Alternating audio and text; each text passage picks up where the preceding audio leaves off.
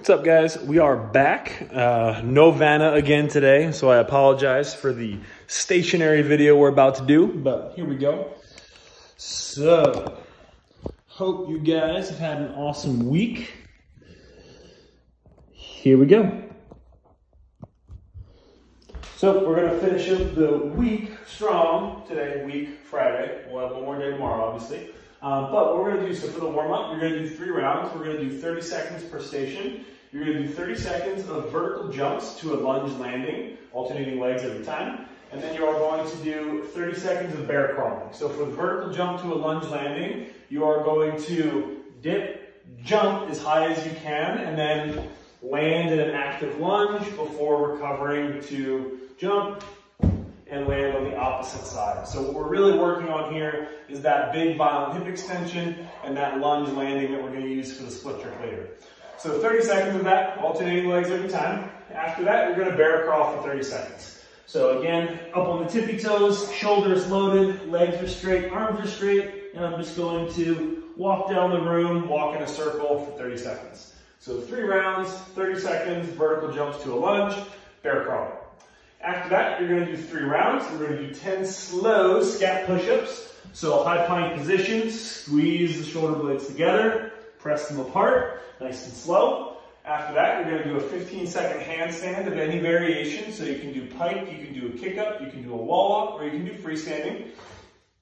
Again, if you're going to do a pike, most important thing that you want to try and think about is getting your hips out over your hands. So being in this position right here. I'm up on my tippy toes and my hips are again nice and far out in front of my body so that I'm as stacked as possible when I'm out in that handstand.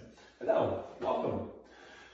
After that, you're going to do 5 reverse lunges per leg with the hands locked out overhead. So pretend that my hands are locked out right now, but ideally I'm going to reverse lunge and I'm going to keep a lockout stiff the whole time. You can grab your hands together if you like. Back up, switch legs, same thing. So I'm working on a little bit of that thoracic mobility, so waking up that upper back a little bit while I'm going through my reverse lunges. So again, 3 times through. 10 slow scat push-ups, 15-second handstand, 5 reverse lunges per leg with the hands locked out overhead. After that, we're going to get into our strength work. So, our strength work for the day. We're going to start with 3 sets of 3 split press. So for the split press, what I want to do is I want to find myself in my split jerk stance. So what does that look like? First off, dominant leg's going to go forward. So whatever leg you would kick a soccer ball with, that leg's going to go out in front. How I want to start this is I'm going to take what I'll call a normal reverse lunge step backwards. So again, I've taken a relatively shallow step, but I'm trying to activate in that kind of same way. And now I'm going to take a small step forward. So again, from the start, I'm going to take a slightly smaller than normal reverse lunge step, and then I'm going to jump forward about 6 inches. This is a good place to start with my split jerk landing position. So a couple things that you want to try and keep in mind here. Number 1, front shin is vertical. So my front shin is vertical to the ground. I've got my belly and my rib cage active and pulled down, so I'm trying to eliminate overextension through my midline. And then I'm up on the toe of this back foot with a soft knee. So my back leg is not locked out. Because when I lock out this back leg, you notice what that does is create a big arch through my belly, and I want to avoid that. So I want to have, again, butt cheek tucked, and then my knee slightly bent. From that position, you're going to press overhead 3 times. So 3 sets of 3. From that position, just a normal split press. Normal strict press. So elbows are down, bars or hands fully wrapped around the bar. I'm going to press overhead to lockout, come back down, elbows come all the way in front, bar comes all the way back in contact with the shoulders. So 3 sets of 3.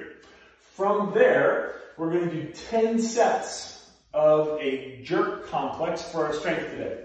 If you're using a kettlebell or a dumbbell, you're going to do 10 sets, one set being both arms. So you'll do this complex on the right arm, then you'll do this complex on the left arm, and that'll be your 1 set. If you have a barbell, you're more than welcome to take it from the rack, or you can power clean it up to the shoulders if you're going to be working off of the ground because you're working out at home. So what the complex is a dip drive, a split jerk, and then a hold. So for the dip drive, the focus point here, number one, feet positioning to start. So feet are just about under the hips, toes can be turned out slightly. From this position, I want to be super active in the floor, meaning I want to screw my feet in so that I get my butt cheeks nice and engaged. And then when I sit down, I'm going to sink my knees forward into a shallow dip. And this is about it. So I've driven my knees forward and out to create some torque in my hips. My weight is balanced in the middle of my foot, and my chest is super tall. This is my dip position. And the first piece of this complex is a dip drive. So I'm just going to dip here, stand, and when I stand, I can come off the ground a little bit with my heels, but I don't want you driving that bar up into your throat. We just want to prime that good position, butt squeeze, and then I'm going to go for a split jerk. So when I go for my split jerk, the most important thing that you guys are going to want to think about is that this is a leg exercise under the bar. So I'm not pressing the bar overhead, I'm using my legs and my hips to drive the bar up and drive myself under it. So once I go through that dip position, again, knees are pressed forward and out, chest is up nice and tall, weight in the middle of the foot. From here, I'm going to squeeze my butt hard, so I'm going to get the full extension, and then I'm going to jump to that lunge position that we talked about earlier, which is again going to be a slightly smaller lunge step backwards, and then a little bit of movement forwards. So when you jump into that jerk position, the back foot is going to move a little bit more than the front foot. So if you notice from starting position, back foot movement, front foot movement. The back leg's going to move a lot more and the front foot's not going to move as much because I want to try my best to keep my center of mass, my spine, where it is throughout the whole movement. So I'm not moving forward, I'm not moving backwards. And that foot positioning of, again, the back foot moving more than the front is going, Caitlin, lights. And that landing position of my front foot moving less than my back foot is going to help allow me to do that. So it's going to help allow me to keep my spine where it is in a kind of horizontal plane the entire time. And then when I finish that jerk, I'm going to hold in my receiving position for 5 seconds before I recover, front foot, back foot. So what the complex is going to look like: dip drive, split jerk, 1, 2, 3, 4, 5, recover, drop. And if I'm doing that with a single object, again, I'm going to do it on my right arm, and then I'm going to complete it on my left arm. So that's your strength work for the day. Again, a lot of split jerk work. After that, our conditioning is a 20-minute AMRAP. So we're going long today.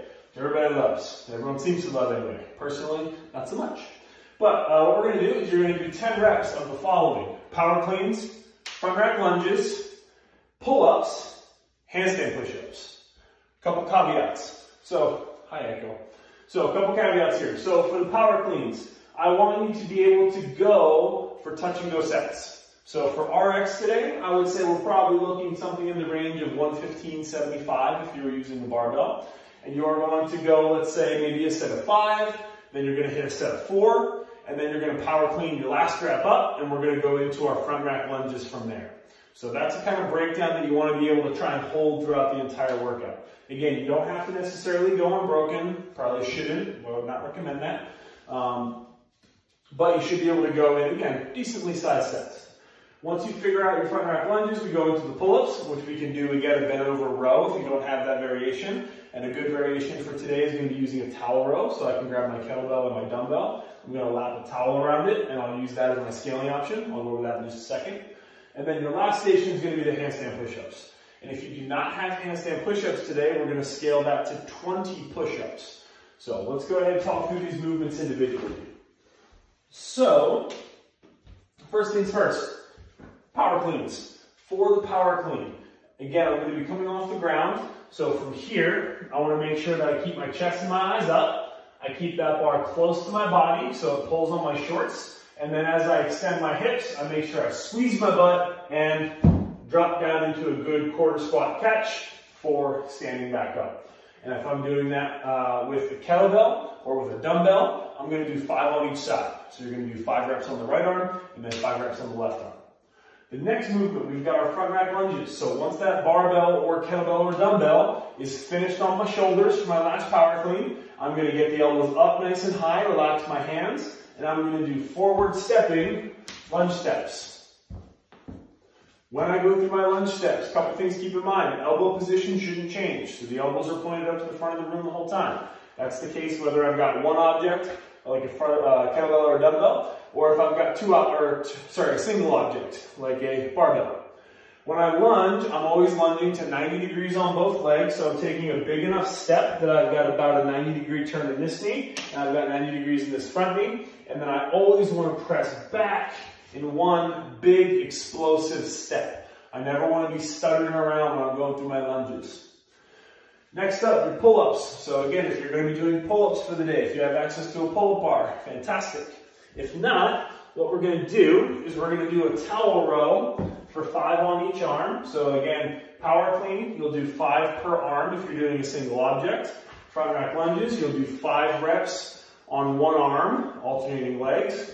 Switch arms, and then you'll do 5 reps more, alternating legs, on this arm. Then I've got my rows, so if I'm doing my rows, I can use a barbell, or I can use a kettlebell with a towel variation. So again, just grab a kitchen towel here, and now I'm going to go through the same range of motion that I would with a normal row. So I'm going to make sure to pull that kettlebell all the way till the handle just about touches my chest, making sure that elbow comes back nice and far. And I'm just going to add a little bit of a different grip element by making a towel row instead of grabbing onto the handle. And you're going to do 5 reps per side if you're using a single object.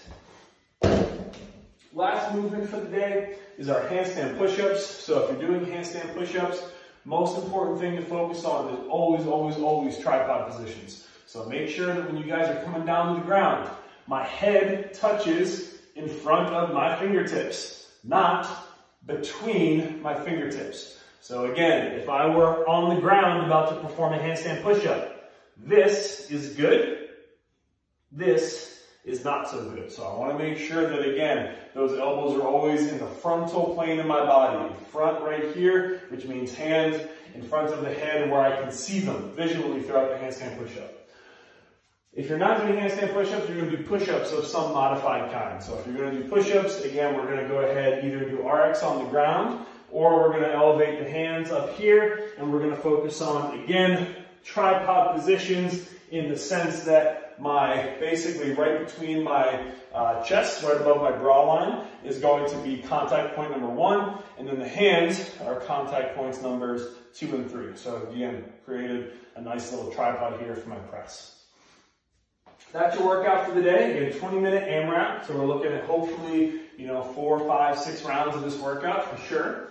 After that, we've got our accessory work. So it's 3 rounds. We're going to do 5 bent over eyes, Ys, and T's. So again, loading into the hamstrings, keeping the back nice and flat. I'm going to keep the arms straight, and I'm going to create 5 I's overhead with light weight, followed by 5 Y's, followed by 5 T's.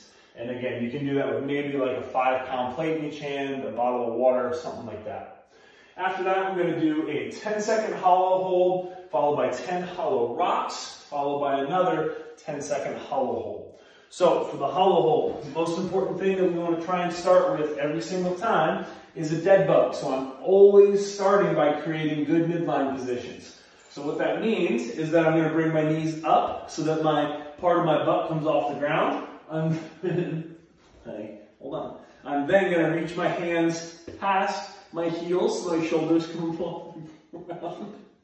And then from there, this creates the midline positions that I want. And then I can slowly start to reach out with my feet or my hands without losing these positions. And then from there, I can rock. So I keep those midline positions and I just let gravity do its thing, rocking back and forth before going into another 10-second hold. And you can definitely rock and scale from a dead bug. So this is my scale right here, and I can absolutely rock from this position as well. So I can do my dead bug rocking. followed by another 10-second dead bug hold. And you're going to do that for 3 sets total. Then all we have left is we're going to do a 90-second twisted cross hold per side. So that's going to be chest to the ground, arm out to the side, other foot comes up and across, getting a nice little chest and bicep stretch. 90 seconds on each arm. I'm then going to do a 1-minute puppy dog pose. So again, hands on an elevated surface, allowing my head to sink through, and then sinking my hips back and relaxing, trying to stretch out that upper body a little bit. Again, you should feel a nice stretch running through your chest, through the lat, and then through the upper back as well. And then last but not least, I've got 20 slow bird dogs per side. So for the bird dog, tabletop position to start, and then opposite hand, opposite foot. Go out nice and straight, and then I'm going to create a straight line here before slowly returning, touching, and coming back out. And think about that like a nice, slow floss for your spine.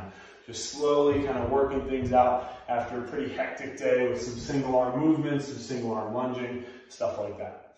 So that's your training for Friday. Enjoy, guys. Get after it. And we'll see you back tomorrow for our final workout of the week. And we've got something special coming to you guys. So stay tuned. Tag us, palace.ithaca, forwarded by Zeus, across the Queens, and we will see you guys back tomorrow.